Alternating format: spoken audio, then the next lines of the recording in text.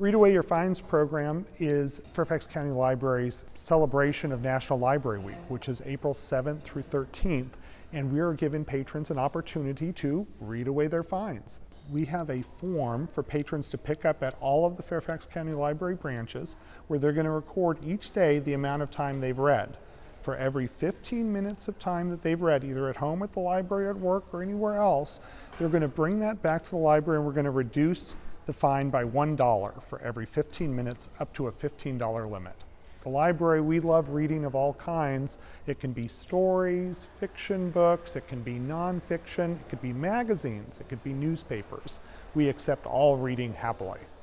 We are always looking for ways to reduce barriers to use of the library. So while we do have fines to ensure we get our materials back and we can share with everyone, we also don't want the fines to be a barrier to people using the library. So this is an opportunity for patrons to, again, lower that fine threshold, hopefully reduce it entirely, and so it will not prevent people from using the library. We want people to come in no matter what.